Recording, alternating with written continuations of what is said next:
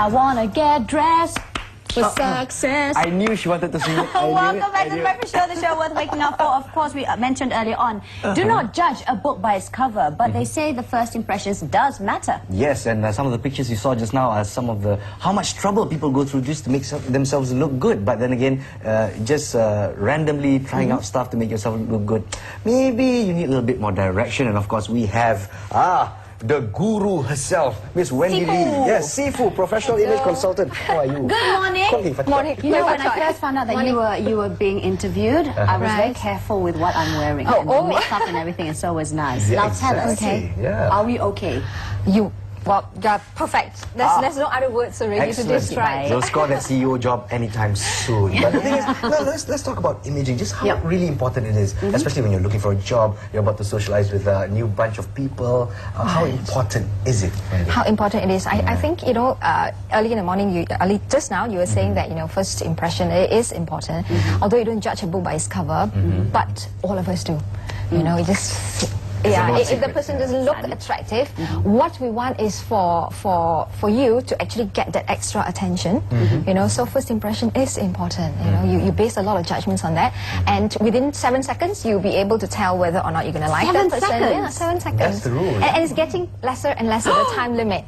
You know, Because of the short attention spans of human beings. Yeah. And that's just by a glance. Yes, by a glance. And instantly, there's a book called Blink. You know, yeah, it's said that now first impression is 2 seconds. A blink of an eye. Yeah. So in that 2 seconds, you're going to look at someone, oh, he looks good. Oh my God, what are those shoes? That's it, you know? Yeah, I think what is happening in our subconscious mind is also whether you're going to like that person or whether you're going to do business with that person, you know. So these are things happening at the back of your head, and you know, so that's why we say if you can, you're always making a first impression every time. So if you can control it, you know, so you get that impression that you want. Is there a code? Is there a dress for success? Is there certain tips that you can follow that you can never go wrong? Well, it depends on what you mean by dress for success. You know, I think a lot of people will just term it as dress for success, meaning to say, oh, I have to put on a jacket like what you're having and all that. But at the end of the day, it depends a lot on geographical location. You know, the job that you're going to be interviewed for.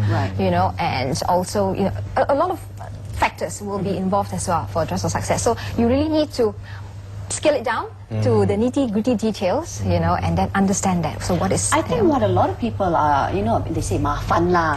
One, it costs money. Yes. Two, tedious because it takes a lot of time. Your 2 cents worth, Wendy. I don't think that is a valid reason. Really, yeah, there because... No excuses. No excuses, because it is for your own life. You know, you're doing not for somebody else, but for yourself. You know, so I think everyone should pay a little bit more attention to your wardrobe, to your outlook and all that. And I always say this is a vicious cycle. You know, if let's say you look good, you feel good, at the end of the day, you make people around you feel good, and you're going to get whatever that you want a little bit easier.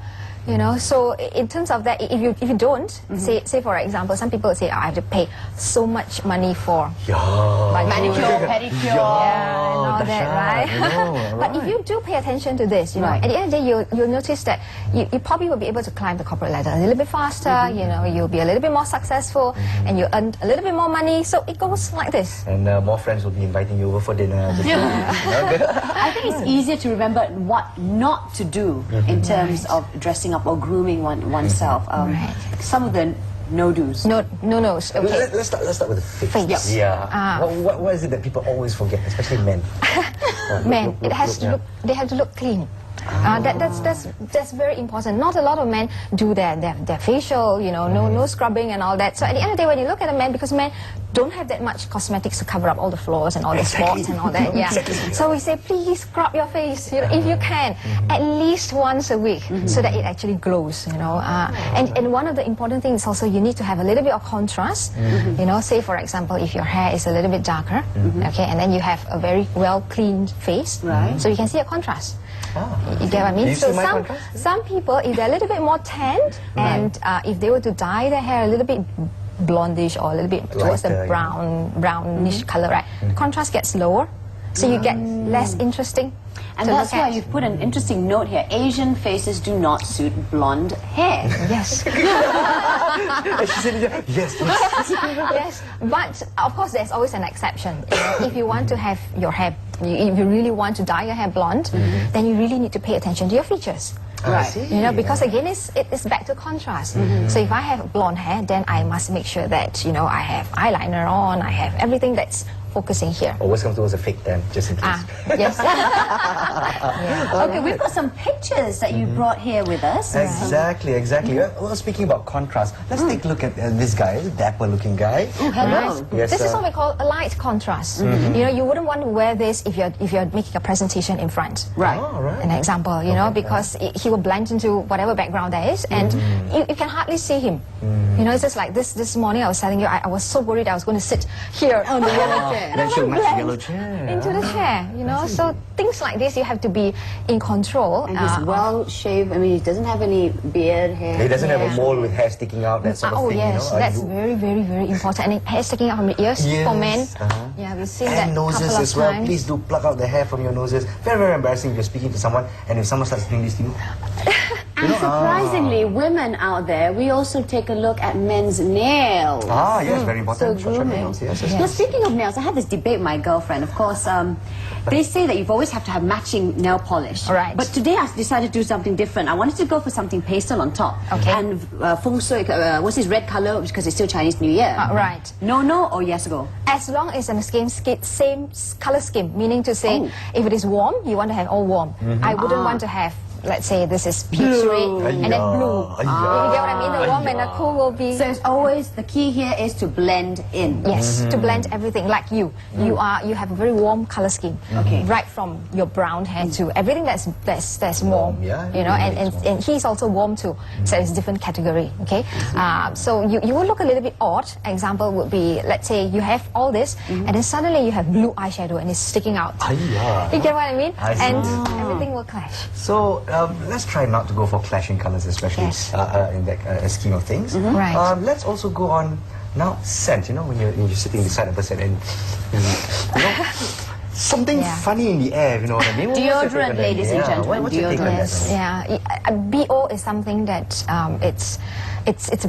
you just have to take care. It's personal hygiene, you know. No matter how well you're groomed, once a person comes near you and they can smell you, automatically there is an instant, you know, block. And too much perfume also overkills it, doesn't it? I mean, it kills it. Yeah, and your clothing, you know, that not dry smell, that kind of Yes, mildew, you call it. Horrible. So that is horrible. Yeah. Thank you so much. Okay, we're running out of time here, so we're going to have to just go with one more for the ladies. Right. What's right and what's wrong? Well, there's no right, no wrong. It's a matter of style and whichever that you want to be in. Yeah. Say for example, if you're going for an elegant dinner function, you know, I still want to look professional, this will be it. But if you want to look casual yet professional, this is it. And it's all about complementing everything from hair, makeup, nails to shoes and your accessories. Very, very important indeed. Thank you so much, you, Wendy, our Much professional image appreciated. consultant here on The Breakfast Show. Take some tips, and if you want to find out more about this, please email us at tvs@ntv7.com.my and we will Give you some tips. Give you some tips through Wendy.